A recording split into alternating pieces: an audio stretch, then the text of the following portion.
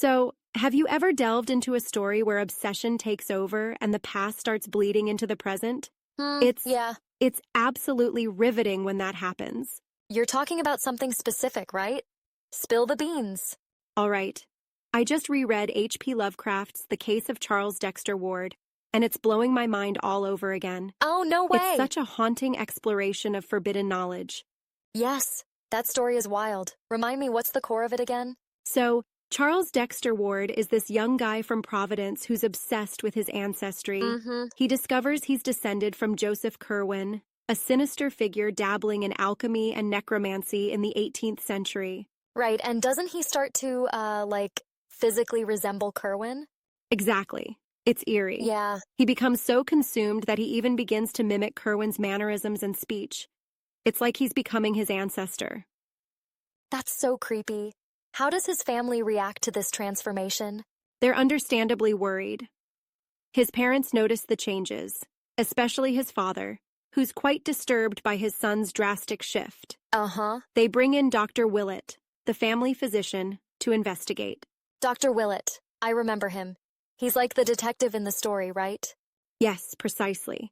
He starts piecing together the puzzle, uncovering that Charles is meddling with dark rituals to resurrect Curwen. Wait, so Charles is trying to bring his ancestor back to life? Well, not just that. It's more like he's being possessed by Curwen. Oh, wow. Through these arcane practices, Curwen essentially takes over Charles's body. That's intense. But isn't there a moment when they discover something horrifying in the underground lab? Yes.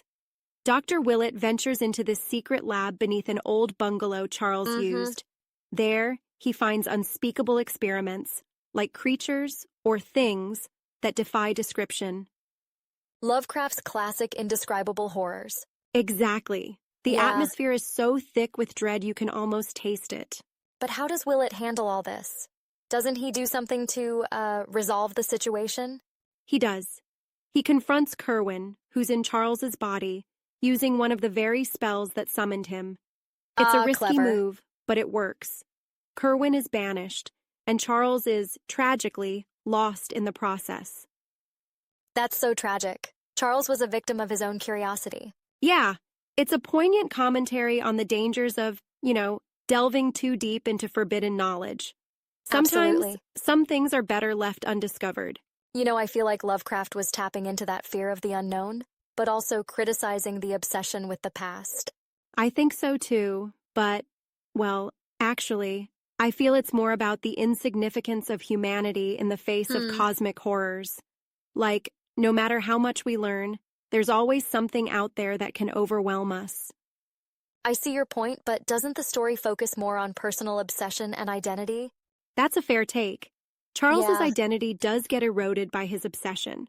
Maybe it's both, the personal and the cosmic intertwined. That's what makes it so compelling. It's layered.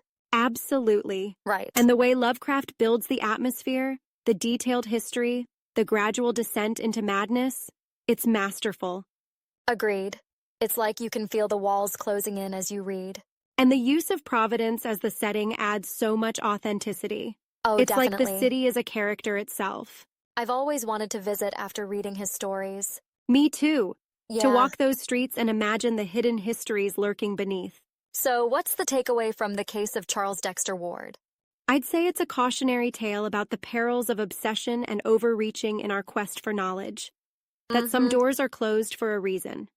And perhaps a reminder that the past can haunt us if we're not careful. Exactly. It's a Right. timeless message wrapped in a chilling narrative. Well, now I feel like diving back into Lovecraft's world. Thanks for reigniting that spark. Anytime, just remember to tread carefully. You never know what you might unearth. Wise advice. I'll keep that in mind.